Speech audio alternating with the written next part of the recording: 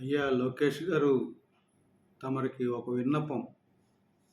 కూటమి ఏర్పడడానికి, కూటమిని కట్టడానికి, అంతేగాక తెలుగు ప్రజలకు ఒక రాక్షసుని బారి నుంచి కాపాడాలనే ఒకే ఒక్క ఆశయంతో తాను తగ్గి కూటమి గెలుపుకు ముఖ్యంగా తెలుగుదేశం పార్టీకి, భారతీయ జనతా పార్టీకి, జనసేన పార్టీకి గెలుపుకు అహర్నిశలు కృషి చేసిన పవన్ కళ్యాణ్ గారిని గెలవనివ్వనని, పవన్ కళ్యాణ్ గెలిస్తే రాష్ట్రానికి ప్రమాదమన్న వ్యక్తి అయిన మహాసేన రాజేష్కు మీరు లోకేష్ గారు అపాయింట్మెంట్ ఇచ్చి కలిశారంటే మిమ్మల్ని ఏ విధంగా అర్థం చేసుకోవాలో కాస్త చెప్తే మా జన సైనికులు వీరమహిళలు అర్థం చేసుకుంటారు. ఎందుకంటే మీకు అజాత శత్రువునని అనిపించుకోవడానికి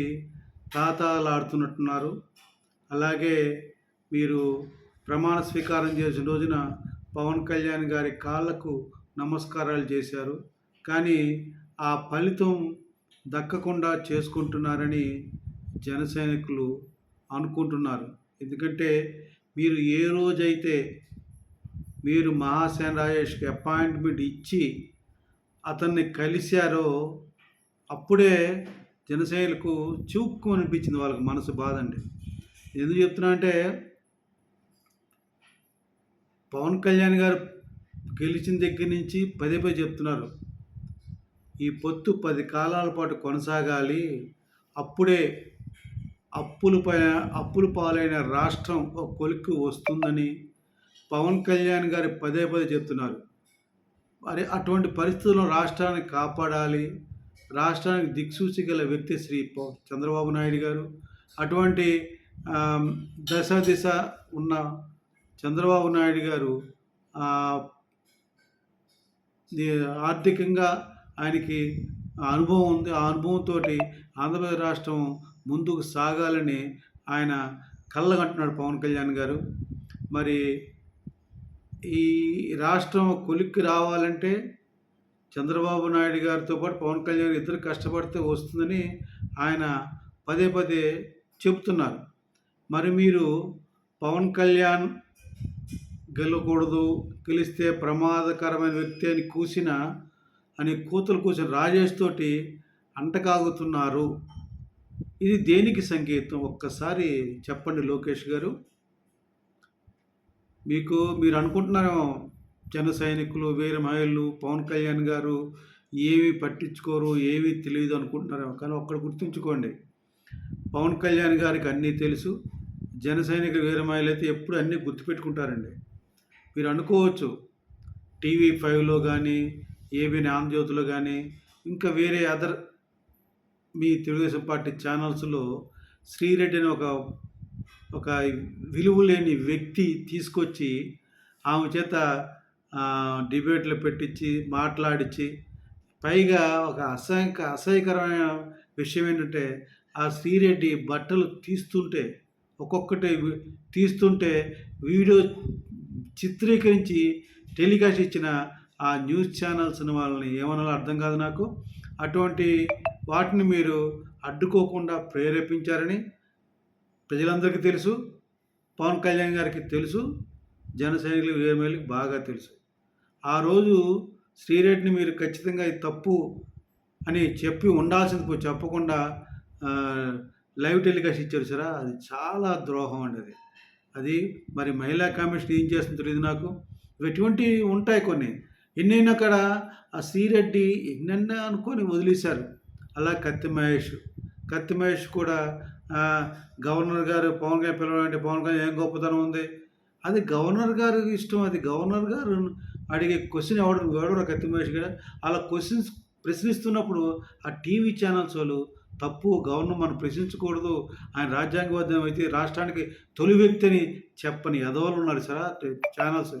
మేము ఎందుకు చెప్తున్నా అంటే లోకేష్ గారు, ఇవన్నీ జరిగినాయి, పవన్ కళ్యాణ్ గారు వదిలేశారు, జనసేన వదిలేశారు అని మీరు అనుకోవడం చాలా తప్పండి. అది ఇవన్నీ ఎందుకు వదిలేశారంటే ఇంకొకటి మర్చిపోయి ముఖ్యమైనది, మీకు గుర్తుందో మీ తెలుగుదేశం పార్టీలో ఉండేది మహాతల్లి సాదినేని యామిని శర్మ ఈ పార్టీలో ఉన్నప్పుడు అధికార ప్రతినిధిగా ఎంత రెచ్చిపోయిందో, ఎంత తప్పుగా బిహేవ్ చేసిందో మా జన సైనికులకి ఎప్పటికీ మర్చిపోరు. ఎందుకంటే ఆ మహాసాధ్విని ఒక టీవీ ఛానల్‌లో కూర్చొని పవన్ కళ్యాణ్ గారు మల్లెపూలు తప్ప అంటే కేవలం మల్లెపూలు తప్ప దేనిని నలపలేరు.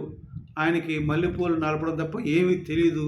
ఆయన పావలా పవన్ కళ్యాణ్ మాట్లాడిన దుర్మార్గురాలు తదుపరి రోజుల్లో మీ పార్టీ నుంచి మారిపోయి భారతీయ జనతా పార్టీలో ఉంది కదా! ఆవిడే పవన్ కళ్యాణ్ గారు భారతీయ జనతా పార్టీలో ఉన్న యామిని శర్మని ఏమి అనట్లేదు కదా! అట్లాగే ఏమైనా పర్వాలేదు అనుకుంటున్నారేమో, అది చాలా తప్పండి. ఒక్కసారి లోకేష్ గారు ఆలోచించండి. ఇప్పుడు వాళ్ళు తప్పు చేశారు, మీరు తప్పు చేయకూడదు. మిమ్మల్ని చాలా ఊహించుకుంటున్నారు మీ నాన్నగారు చంద్రబాబు నాయుడు గారు. ఒక్కసారి ఆయన ఊహలు తగ్గట్టు నడుచుకోండి. ఇప్పుడు ఏంటంటే ఇవన్నీ ఉంటుంటే మాకేమనిపిస్తుంది జన సైనికులు ముఖ్యంగా పిఠాపురంలో పవన్ కళ్యాణ్ గారిని ఓడించాలనే ఉద్దేశంతో ఉన్న ఒక వెధవ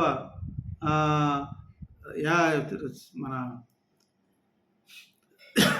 రాజేష్ మహాసేన చాలా కృతజ్ఞతతో చాలా పాటుపడ్డాడు పవన్ కళ్యాణ్ ఓడించాలని.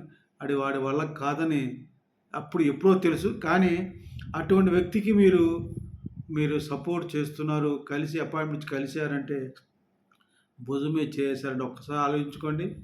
ఎందుకు చెప్తున్నా ఒక్కసారి ఏదైనా పొరపచ్చాలు వచ్చి ఏదైనా ఇబ్బంది పడితే అది అందరికీ మంచిది కాదండి. ఒక్కసారి ఆలోచించండి లోకేష్ గారు. నేను ఒక్కటి మాట చెప్తాను లోకేష్ బాబు, చిన్నపిల్లవాడు నువ్వు. తప్పుని సరిదిద్దుకొని మీరు చేసిన తప్పుని సరిదిద్దుకొని పవన్ కళ్యాణ్ గారిని తప్పుడు అంటే అనవసరంగా ఏమీ లేకుండా నిందించిన మాటలన్న వెధవలకు తగు శిక్ష విధిస్తే మంచిదని పెద్దవానిగా నా సలహా. ఎందుకంటే లేదంటే వాడి వెనక ఉండి కుతంత్రాలు పన్నుతున్నది మీరేనని అనుమానించాల్సిన వస్తుంది. ఇది మాత్రం వాస్తవం అండి. ఎందుకంటే అతనికి మీరు సపోర్టు ఉందని అనుకుంటున్నాం. అతనితో మీరే పవన్ కళ్యాణ్ గారి గురించి మాట్లాడించుంటారని అనుకుంటారని ఆ జనసేన వీరమహిళ తరపున నేను అంటున్నానండి. ఆ అవకాశం మీరు తీసుకోవాలని నేను భావిస్తున్నాను.